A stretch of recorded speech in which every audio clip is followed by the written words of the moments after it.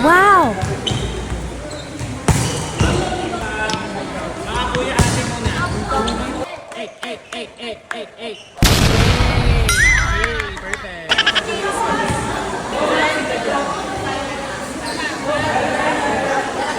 Thank you, kapatid nyo.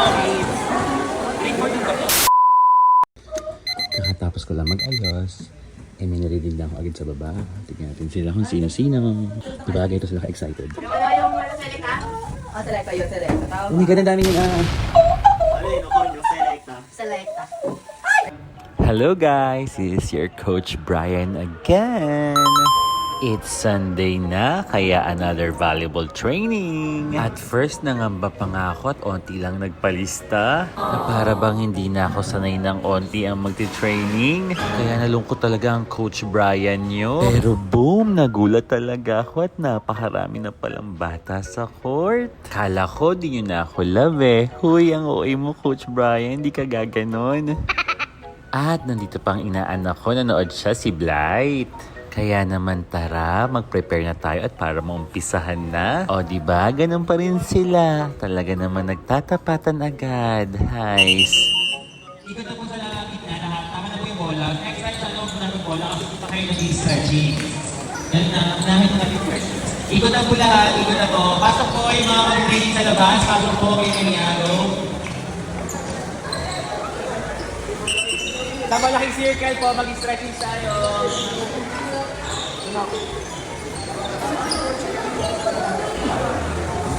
Na po pala, pasensya at may salon pas pa ako sa katawan. Ang Coach Brian nyo kasi ay napalaban ng malampustahan sa volleyball nung isang gabi. Kaya ito, sobrang sakit ng katawan ko. Pero syempre, sasabayan ko kayo pa rin sa stretchings. Grabe, nakakatuwa. Ang daming batang umatin ngayon sa ating ensayo. Mabot lang naman tayo ng 55 attendees. Kaya naman maraming salamat po agad. Nakakataba talaga ng puso. Oh guys, uulit-ulitin ko ha, bago maglaro, stretch well muna ang mga katawan para maiwasan ang sakit ng katawan at injuries, okay? Wag na wag yung uugalin ang biglaang laro agad. Ayan, sobrang ini-stretch ko sila at nag-dynamics exercise pa kami. Ay siya nga pala, more on pampataas ng talo ng iti-training namin ngayon. Kaya abs exercise for hang time and puro jumping exercise. Pero bago yan, mag-jogging muna kayo. Pinag-jog ko lang sila ng 5 rounds sa court. Then, after nun, pendulum na. Ginawa nila yan for 2 sets and 20 repetitions. Ball jumps. Next, ball jumps. Your jump there, you need to be too hard. So, you can flex, okay? Then, yung pamag close, so, kung yung sa pamataas sila. Like this. Try nyo pagpataas. Ayan, talagang dinidemo ko muna kasi talaga may mga bagong mukha at bagong attend sa aming training. So, 3 jumping drills yan na pinagsama-sama ko. Una ang small jumps, then next is pogo jumps, tapos yung jump na parang tinuturo ng finger toes mo yung taas. After nun, eto na mga abs workout sa lahat ng corners ng court. Una scissors, and then ito yung ginagawa namin sa FEU noon. Sobrang lakas magpa-condition yan. And then itong isda-isda. At yung next, ang tawag ko naman dyan ay Pacquiao abs workout. Kasi ewan ba, nakita ko si Pacquiao na ganyan ang ginagawa. Per abs exercise, pinagawa ko ng 10 repetitions. You know guys, just for your info, ang mga abs workout ay nakakatulong sa hang time natin sa ere. Pag pumalo ka, at least meron ka pang hang time sa ere, makikita mo kung saan mo dadali ng bola. Ganun. Guys, wag kayo mandudugas, hindi kayo lalakas pag dudugas sa sarili niya, tandaan niyo yan.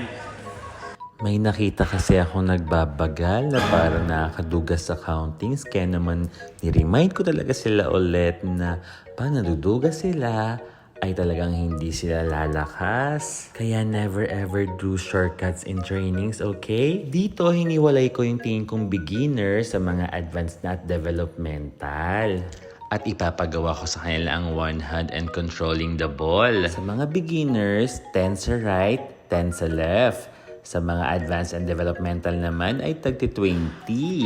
Tingin ko kasi kayang-kaya ng mga advanced and developmental mag-ball control ng one hand and 20 repetitions. Kaya naman, tingnan natin kung kaya na nila. Congrats at tatapos naman nila agad. Kaya naman, diretso na kami sa dig pass. Medyo minamadali ko na dyan at marami kami. Gusto kong ma-maximize namin ang oras sa court. Madalas kasi 4 hours ang nirerentahan namin sa court. Minsan napapa-extend pag alam kong napapasarap na sila. At syempre, ni-scrimmage or sinashuffle ko pa sila sa huli para naman makapaglaro sila at alam ko namang kaping-kapi sila. Dito nga pala, chinecheck ko ang pag-finger toss nila. Kaya ayan, demo-demo ko pa. At aray nyo, may nagkatamaan pa at natalisod. Kaya guys, laging mag-iingat. At ayoko namang mapano kayo. Okay, well, back to tossing. Dapat nakababa din ang tuhod nyo para may pang-push pati ang kamay. After nun, syempre, hindi pwedeng hindi ko ma-welcome ang mga first-timer sa trainee.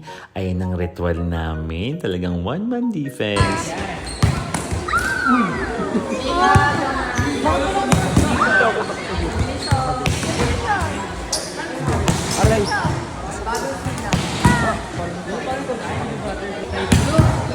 Pala po.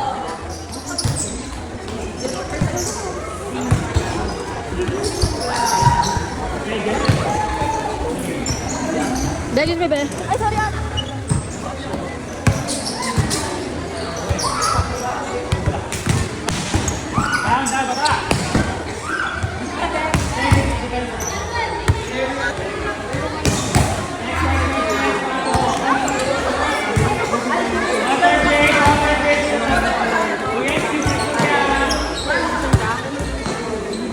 Diba? Para solve na solve ang punta nila at walang sayang. For today's video kasi may mga galing pa sa malayo, may galing sa QC, kaya nakakatuwa talagang effort sila sa biyahe kahit ilang oras pa ito. Nga pala guys, maisingit ko lang kasi minsan may mga nagchat sa akin mga coaches and trainers na baguhan pa lang. Nag-aas sila sa akin kung anong pwede nilang gawin. Oh my God, naiiya talaga ako. Kasi hindi naman ako professional coach or trainer.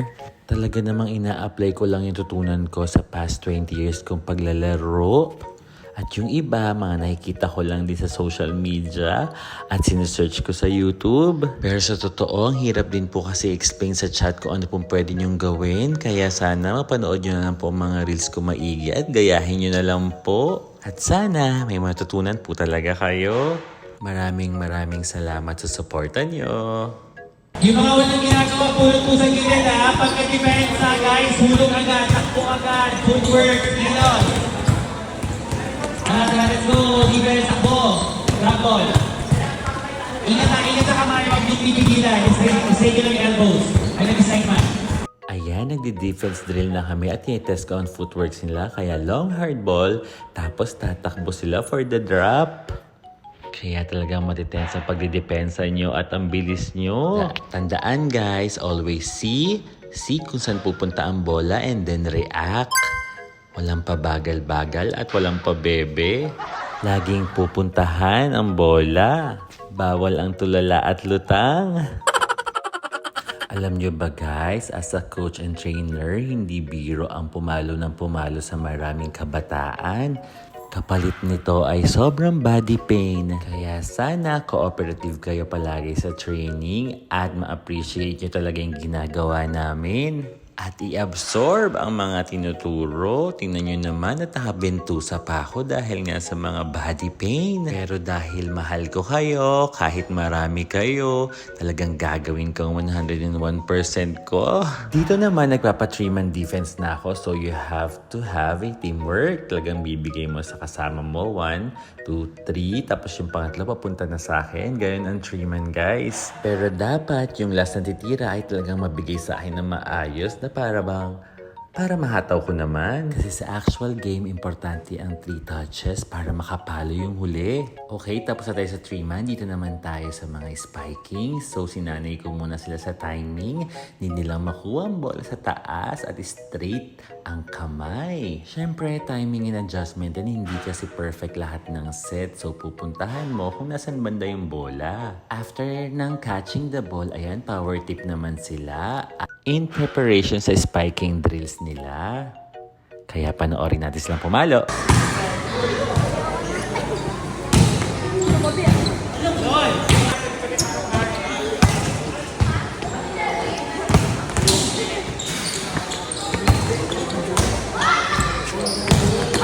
Guys, lalo na sa mga spikers, talagang umeffort kayo ng talon. Hindi kasi kayo makakabaon pag wala kayong talon. At ang backswing, huwag kakalimutan. Hanggat sa kaya nyo at mataas pa lang ang bola, paluin nyo na para hindi sumabit sa net. At eto, shuffle time na. Inuna ko muna ang mga beginners. Pinaglaban-laban ko sila para naman masanay na sila ng animan. Pagkatapos nun, nakabuo kami ng 7 teams for advanced and developmentals. Kaya pinaglaban-laban ko sila. Ngayon naman ay 1 loss out lang kasi medyo madilim na at gabi na. At tinapos kasi namin lahat ng drills. Nakakatuwa that I feel contented naman sa ensayo kasi natapos ko lahat ng nasa isip ko. Kaya hayan, pinag-enjoy ko sila sa shuffle game at alam ko namang kaping-kapi sila at gustong-gusto nila yan. By the way guys, kung umabot kayo dito, share nyo naman ang video to. At huwag kalimutan i-comment na rin kung saan umabot ang video ito. Maraming salamat po. Laging tatandaan kids, train hard, it really works. Pag di na kayo naniwala sa ensayo, hindi na kayo lalakas. At syempre, laging magpipray kay Papa God. At tandaan nyo rin, pag nasa laro kayo, enjoy lang, wag nyo ipipressure ang sarili nyo. Kasi kung talagang pinaghandaan nyo isang bagay, ay talagang hindi kayo mabibigo. Sure ako na magkakaroon ng positibong resulta yan. Take note of that, kids. Okay, let's go. Picture taking muna tayo. Ay, Manila na ba yan? 45.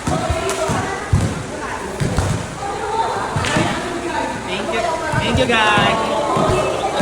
Grabe guys, nakakakilig kayo at sobrang cute nyong lahat. By the way guys, still here na lang po. Maraming salamat po sa panonood. Till next vlog na lang po. Bye-bye. Keep safe. Love you all. Ingat.